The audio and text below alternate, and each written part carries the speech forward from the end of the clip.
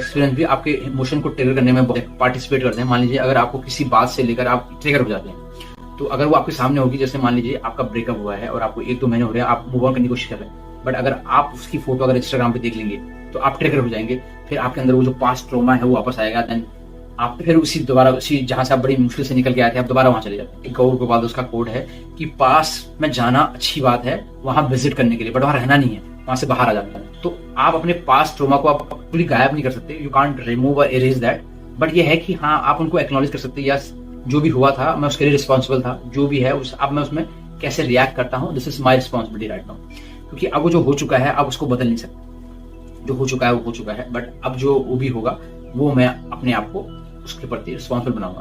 तो जो past traumas होते हैं उसका भी इमोशन में बहुत इफेक्ट पड़ता है। आपने देखा होगा कि कुछ एक्टर ऐसे एक्टिंग करते हैं जैसे रियल हुआ है, बट क्या वो रियल करते हैं? नहीं। That's all about past experiences, या वो उन चीजों को इमेजिन करते हैं, उनकी जो इमेजिन पावर होती है बहुत ज्यादा हाई होती है, वो चीजों को इतना इमेजिन करते हैं कि अभी अगर मैं इस फीलिंग में था तो मैं कैसा महसूस कर रहा। तो मान लीजिए अगर आप कोई मूवी देखते हैं, कोई हीरो कल तक जो है कॉमेडी कर रहा था, आज वो रो रहा है, इमेजिन करता है कि अगर जब मैं रो रहा था तो मैं कैसा महसूस कर रहा था। तो जो अच्छे एक्टर्स होते हैं वो उन चीजों को इमेजिन करते हैं और उस सिचुएशन को इमेजिन करते हैं और अपने आप को उसमें ढाल लेते हैं। That's called imagination. तो वो एक्टर का अडेप्ट करते हैं, जो बेकार एक्टर रहते हैं वो अडेप्ट नहीं कर पाते। तो आपको साफ पता हो जाएगी नकली कर रहा है, कि जो है दिखाने की कोशिश कर रहा है, बट इसने जिससे अच्छे से अडेप्ट नहीं किया। हमारा सोसाइटी में कुछ लोग जो है सप्रेस करते हैं अपने इमोशंस को, और कुछ लोग अपने जो फीलिंग को ओपननेस रहते हैं, या दे आर लाइक इंट्रोवर्ट और एक्सट्रोवर्ट जो टर्म है। कुछ लोग इंट्रोवर्ट होते हैं, कुछ लोग एक्सट्रोवर्ट होते हैं। अगर आप इंट्रोवर्ट हैं तो आपके लिए प्रॉब्लम हो सकती है, क्योंकि अगर आप अपने इमोशंस को लोगों को नहीं बताएंगे या अपने आप में ओपन नहीं करेंगे तो वो लॉन्ग टर्म में आपके जो इमोशंस हैं आपके ब्रेन को हाईजैक कर लेते हैं, या आप कह सकते हैं कि वो आपके वहां पड़े हुए हैं और आपको दबाए जा रहे हैं। तो वो क्या करते हैं, लॉन्ग टर्म में वो गलत रूप लेते हैं। डिप्रेशन और ये ट्रॉमा, स्ट्रेस जो होते हैं, लोगों को गलत गलत सपने आते हैं या बैड ड्रीम्स बोलते हैं, तो वो प्रॉब्लम कर सकते हैं। तो एक इंट्रोवर्ट का एक्सट्रोवर्ट होना बहुत जरूरी है।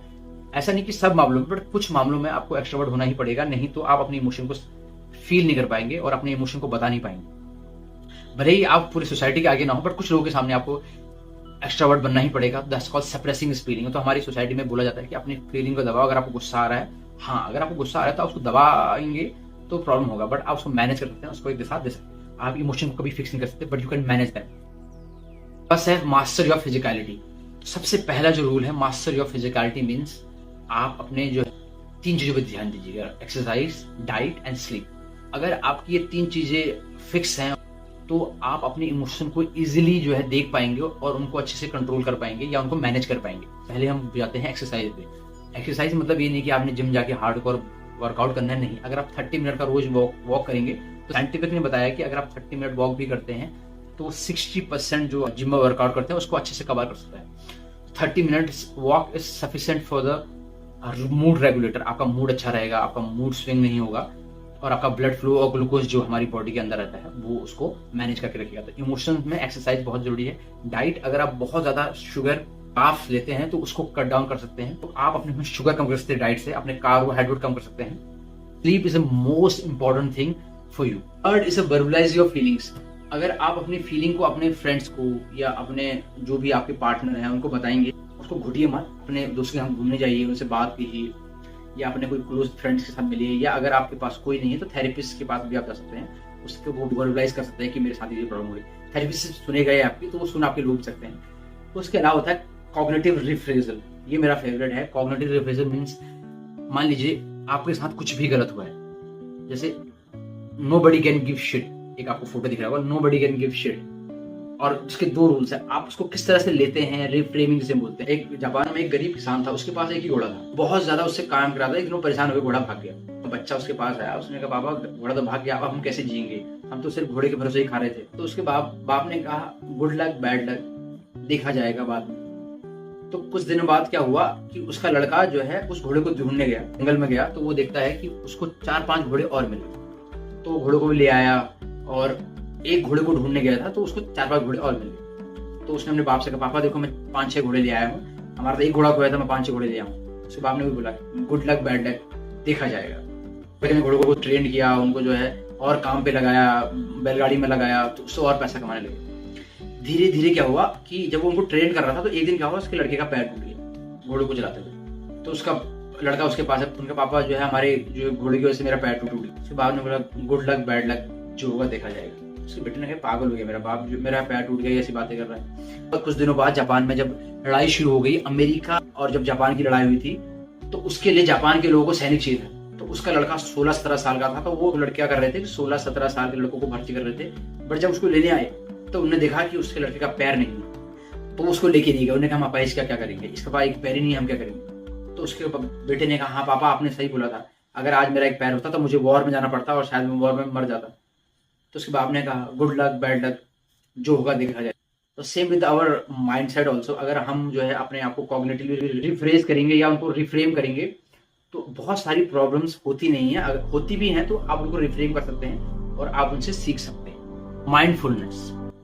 माइंडफुलनेस इज लाइक, अगर आप माइंडफुलनेस मेडिटेशन होता है, इसके बदले हमारे यहाँ योग निद्रा होती है। मान लीजिए आप अपनी बॉडी को अपनी आंखों से देखना चाहते हैं, लेकिन कहते हैं कि माइंड्स आए, तो बहुत सारे यूट्यूब में आजकल हंड्रेड्स ऑफ वीडियोस हैं जिसमें आप माइंड स्कैनिंग कर सकते हैं और योग निद्रा ले सकते हैं। 20 मिनट 30 मिनट्स का सेशन होता है, उससे कि जो आपके इमोशंस है उनको आप अच्छे से कंट्रोल या मैनेज कर सकते हैं। और अगर आपकी बॉडी में जो भी सेंसेशन हो रहे हैं उनको आप अच्छे से डिस्क्राइब और उनको अच्छे से मैनेज कर सकते हैं और उनको जो है अच्छे से देख सकते हैं। इंट्रोसेप्शन बोलते हैं उसको, अपने इमोशंस को देखना और अपने आप को ऐसा लगना कि आप कंट्रोल में हैं। जनरली आप बहुत कंट्रोल में होते नहीं, बट फिर भी आप अपने आप को कंट्रोल कर सकते हैं, अपने रिएक्शन को कंट्रोल कर सकते हैं और आपके साथ जो होता है आप उसकी रिस्पॉन्सिबिलिटी ले सकते हैं। कहावत है कि past is a guilt but present and future is a responsibility. तो कल क्या हुआ वो आपके हाथ में था, बट आपने कैसे उस पर रिएक्ट किया, कैसे आप उस पर बाद में रिएक्ट करते हैं, दैट्स ऑन योर हैंड। तो वो रिस्पॉन्सिबिलिटी। बेटर रिलेशनशिप, अगर आपके दोस्त जो हैं they are always in bad mood में फंसे हुए हैं, तो आप उनके साथ रहेंगे तो आपके रिलेशनशिप की वजह से भी आपका इमोशन ट्रिगर होंगे। एक कहावत है ना कि कौन है वो, आप 5 लोगों की संगत आपको बताती है कि आप कौन है। आप 5 लोगों की संगत में हैं तो वो आपको बताएगी आप कौन है। आप 5 लोगों का एक सार होते हैं, तो अगर आपके 4 दोस्त खराब है तो 5वें आप भी उन्हीं की तरह होंगे, आपकी इमोशन और बार बार उनके साथ ट्रिगर होंगे। उन्हें जो है रिलेशनशिप थोड़ा सा उनको कट आउट कर सकते हैं या एक नए दोस्त बना सकते हैं कि उनसे थोड़ा कट आउट, मतलब जब आपको लगता है कि हाँ इससे बात करने की जरूरत है तभी उनसे मिलें, पूरा दिन इंसान स्पेंड ना करें। तो this is all about emotions. Hope आप कुछ सीखे होंगे इस वीडियो से और आपके ये बहुत काम आएगा अगर इनको आप सही से अप्लाई करेंगे। This is all about emotion और मैंने डीप किया है, मैंने बहुत सारी रिसर्च की है। तो प्लीज सब्सक्राइब द चैनल। तो my name is Suraj, I just share my knowledge through out my journey. तो कीप इन टच और हम और भी वीडियो बनाते रहेंगे और आपको सेल्फ इम्प्रूव करते रहेंगे। Thank you very much.